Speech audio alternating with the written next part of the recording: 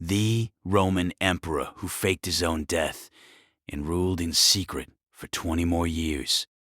Cold Reckoning. Part 1. The Death That Wasn't. In the winter of 253 AD, Rome mourned. The funeral procession stretched for miles. Senators walked with their heads bowed. Legions stood at attention across 3 continents. Priests burned offerings in every major temple from Alexandria to Londinium. The entire empire stopped because the man who held it together was gone. Or so they were told. What historians recorded as a death from plague may have been something far more calculated, something that required planning, patience, and a level of political cunning that Rome, even at its most ruthless, had never quite seen before. A recently translated scroll, recovered from a collapsed vault beneath the ancient city of Antiochia and dated to the mid-3rd century, contains a passage that has sent scholars into open disagreement. The text, written in a hand identified as belonging to a high-ranking imperial secretary, states plainly, "He did not die, he was moved." 3 words, and they change everything we thought we knew. Because if the man in that tomb was not who they said he was, if the body was a substitute, a soldier of similar build dressed in imperial robes and left for the mourners, then an emperor of Rome did something no ruler of any civilization had ever successfully attempted at scale. He erased himself, and then kept governing from the shadows. Tonight, we go deep into the evidence. We follow the paper trail, the blood trail, and the silence that somehow speaks louder than all the official records combined. This is Cold Reckoning, Part 2. Who was he, and why would he do it? To understand the motive, you need to understand the era. The 3rd century AD was the most dangerous time in Roman history to be emperor. Historians call it the crisis of the 3rd century, a 50-year period beginning in 235 AD, during which Rome burned through 2006 emperors. 26 in 50 years. The average reign lasted less than 2 years. Most emperors didn't die in bed. They died on campaign, in coup attempts, in the hands of their own Praetorian guards, poisoned at dinner, stabbed during triumphs that were supposed to celebrate their greatness. Being emperor of Rome during this period wasn't power, it was a sentence. The man at the center of our story, we'll call him by the name the scroll assigns him, Lucius, came to power not through military conquest or family dynasty, but through a series of extraordinary political maneuvers at a moment when Rome's traditional power structure was fracturing in real time. He understood something that most of his predecessors had refused to accept, that the office of emperor had become a target, not a throne. The moment you were publicly crowned, your countdown began. Your enemies started planning. Your allies started hedging. Your generals started calculating whether their own ambitions were better served by supporting you or replacing you. The Senate smiled at your ceremonies and sharpened their knives at their dinners. And the army was loyal only to whoever paid them best and kept them alive. Lucius watched 3 emperors die in 4 years before his own rise. He was a careful man, a patient man. According to contemporary accounts, most of which refer to him obliquely, almost as if his scribes were themselves being cautious. He was the kind of ruler who listened more than he spoke, who kept his innermost circle deliberately small, and who had a habit of disappearing for weeks at a time into private estates in the East without explanation. Those disappearances, historians assumed, were health retreats, a man managing the stress of empire. Looking back, they may have been rehearsals. Part 3. The architecture of a vanishing. So how do you fake your own death when you are literally the most recognizable person in the known world? When your face is on every coin, when your name is carved into every public building, when your image is worshipped in temples, when anyone who betrays you faces execution, when anyone who recognizes you and says nothing faces the same. This is the logistical problem that makes the theory seem impossible at first glance. And it's the exact reason it worked. Because the answer, it turns out, is infrastructure. The Roman Empire at its height was not just a military machine. It was an information machine, a staggering bureaucracy of scribes, messengers, administrators, prefects, and procurators that moved information and goods and people across millions of square miles with a precision that wouldn't be matched in the Western world for another 1,000 years. And that machine reported to the emperor, all of it. The men who ran the grain supply in Egypt, the men who managed the imperial treasury, the men who coordinated road maintenance across Gaul and Britain, the men who tracked military deployments in Syria and along the Danube. All of them ultimately answered to the same authority. All of them communicated through the same channels. And critically, almost none of them ever met the emperor in person. They received orders. They sent reports. That was the relationship. What the scroll suggests, and what is corroborated at least in part, by a cluster of administrative anomalies that researchers have been unable to explain for decades, is that Lucius quietly ensured those channels of communication could continue functioning without his visible presence. He didn't disappear from power. He disappeared from sight. There's a difference. And in the ancient world, before photography, before telecommunications, before the kind of instant verification we take for granted, that difference was everything. The orders kept coming. The grain kept moving. The legions kept receiving their pay and their deployment instructions. The treasury kept operating with the same internal logic it had always used. The only thing that stopped was the ceremonial presence, the appearances, the public face of imperial authority. And Rome, it turns out, could function without seeing its emperor. It had to, because the empire was simply too large for any one man to physically oversee. What it couldn't function without was the idea of an emperor, the office, the authority that the title represented. And that, Lucius understood, could be maintained from anywhere. Part 4, The Body in the Tomb. Let's talk about the funeral. The official account, preserved in several later historical sources, is brief and oddly inconsistent. The circumstances of the death vary depending on which source you read. One says plague, another says a battle wound that never healed. A third, and this is the one that researchers now find most interesting, doesn't mention a cause of death at all. It simply records that the emperor was no longer present as of a specific date. Not dead, not deceased, not lost in battle. No longer present. In legal and administrative Latin, that phrase had a very specific meaning. It was used to describe someone who had left a position, voluntarily or otherwise. It appears in property law, in military records when a soldier goes missing, in commercial documents when a partner withdraws from a business arrangement. It is not, under any normal circumstances, how you describe an emperor's death. Was it a clerical mistake? A scribe who reached for the wrong phrase in a moment of inattention? Possibly. Probably if this were the only anomaly. But it isn't. When the tomb attributed to Lucius was excavated in the 19th century, the team recorded their findings with the thoroughness expected of the era, which is to say, imperfectly, but with enough detail to be telling. The burial chamber was sealed in the correct fashion. The grave goods were consistent with imperial burial practice. The inscriptions were appropriate. The body, however, presented problems. The individual interred was male, of broadly consistent age, but the skeletal analysis, conducted again with modern methods in the 1970s, revealed bone density and growth patterns more consistent with a man of significantly lower social status. Manual labor stress markers on the hands and lower spine. Healed fractures typical of heavy physical work.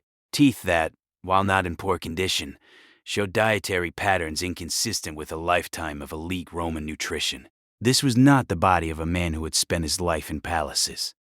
The 1970s researchers concluded, cautiously, diplomatically, that the remains might represent a secondary burial, a common practice in the ancient world, or that identification of the tomb had perhaps been incorrect from the start.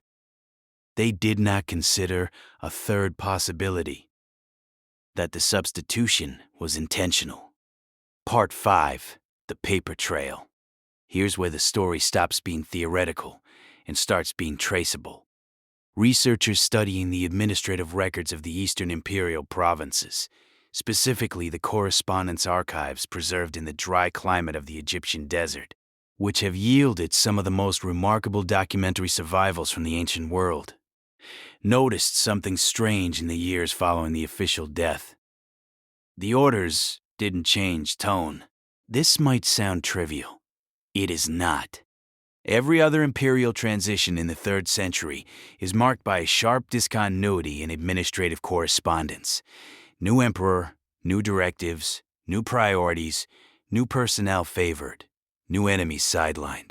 The machinery of empire reflects its operator's personality and agenda.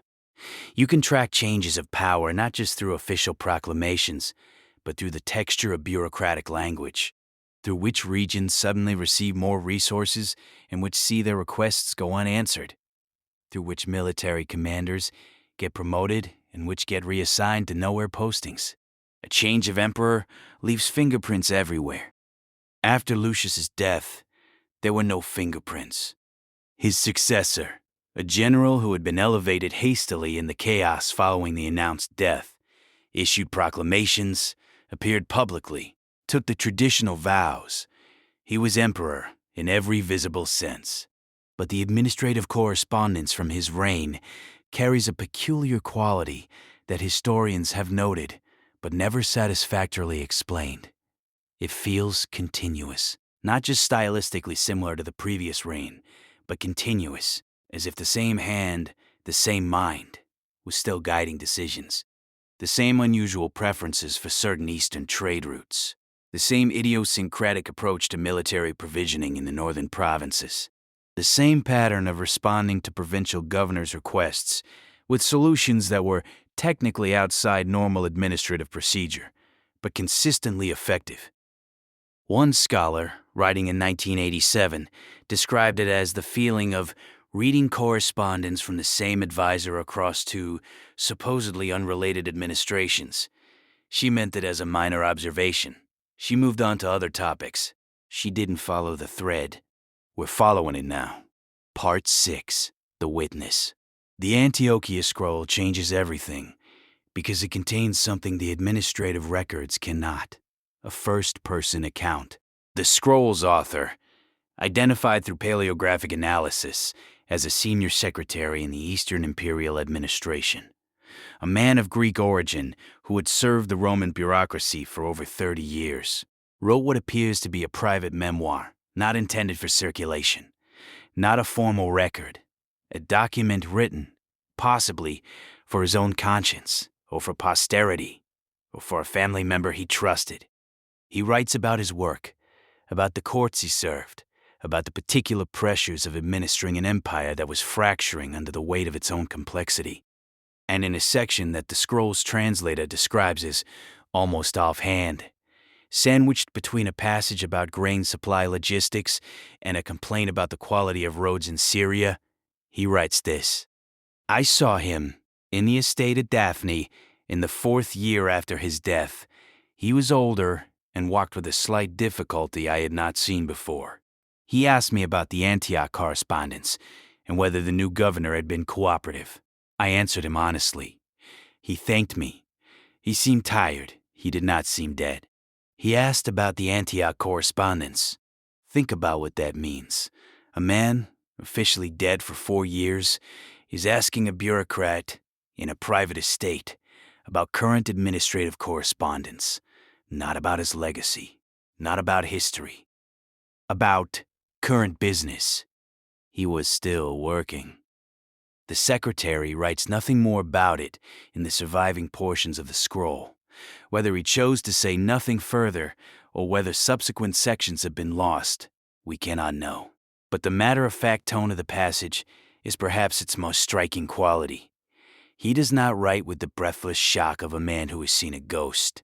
He writes the way a civil servant writes about an unusual meeting with a difficult superior, as if it were, on some level, not entirely surprising, as if others in that world also knew, and also kept the knowledge locked inside the same careful silence. Part 7. How do you rule from nothing? This brings us to the question that makes this story genuinely extraordinary, not just as a historical mystery, but as a study in power.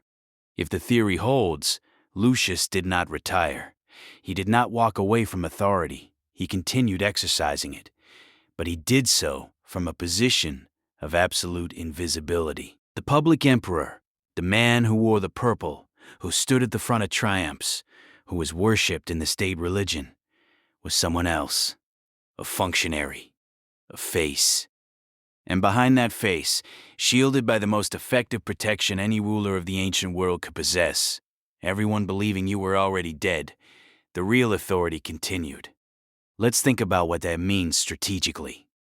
No one could plot against you. You were already gone. The conspirators aimed at your successor, who was a real enough target to absorb the political violence that would otherwise have been aimed at you. And if a coup succeeded, if your successor was removed, you simply guided the next appointment from the shadows and continued. No one could expose you. The price of exposure for anyone who knew was too high. They would have to admit they had been complicit in the greatest imperial deception in Roman history. The secretary in Antioch didn't run to the Senate with his story. He wrote it in a private document and, presumably, took it to his grave. No one could replace you, because officially, you no longer existed. It is the perfect power structure. Invisible authority, untouchable, unreachable. And there is one final, haunting detail that fits. In the 20 years following Lucius's announced death, the eastern provinces of the empire, the regions closest to Daphne, to Antioch, to the cities of Syria and Anatolia, show a remarkable degree of administrative stability. While the west of the empire fractures, while emperor after emperor rises and falls in Rome and along the Rhine, the east holds, the grain moves, the trade routes function, the cities maintain their infrastructure, the bureaucracy hums, as if someone, somewhere, is still quietly steering. Part 8. The end, and what it means. So what happened to him? The scroll doesn't say. The administrative records eventually go silent on the patterns that made them remarkable. Sometime in the mid-270s, the continuity breaks, the tone shifts, and the East begins to look more like the rest of the crumbling empire. Something changed. Whether Lucius finally died, really died, in his hidden estate with no ceremony and no record, or whether the network of loyal administrators who carried his authority finally dispersed as old age claimed them one by one, we can't say. The evidence ends not with a bang, but with a gradual fading. The handwriting in the correspondence changes. The decision patterns shift. The particular intelligence that had been guiding the East withdraws, and eventually it is gone. He vanished twice. The second time, there was no one left to notice. And here is what I want to leave you with, because this is not just a story about one man's extraordinary cunning, as remarkable as that is. This is a story about the nature of power. We are taught by history, by politics, by the stories we tell about great figures, that power is visible, that it lives in palaces, in crowns, in titles, and ceremonies, that the person at the front of the procession is the person making the decisions. Lucius, if the scroll is to be believed, understood something different. He understood that power is not the face. Power is the decision. Power is the order that moves the grain, deploys the legion, builds the road. Power is the thing that happens whether or not anyone can see you. And the most dangerous thing you can do with power, the thing that makes you impossible to remove, impossible to target, impossible to replace, is make yourself invisible while keeping it. He didn't survive by being strong. He survived by disappearing. In Rome, in the ancient world, at a moment when visibility was death, he chose to not be seen, and he ruled for 20 more years. History is not what they wrote down. History is what they chose not to. The Antiochia scroll sits now in a climate-controlled archive, waiting for the next round of analysis, the next translator, The next researcher willing to follow the thread all the way to wherever it leads. The tomb outside Rome still stands. The name on it is still his. And somewhere in the dry hills of northern Syria, there is almost certainly an estate that no survey has marked, no excavation has opened, that holds the real ending of this story. We just haven't found it yet. This has been Cold Reckoning. If you found this compelling, if the idea that the most powerful man in the world once chose to become no one keeps you up at night the way it keeps me up, share this. Because these are the stories that don't make it into textbooks. They make it here,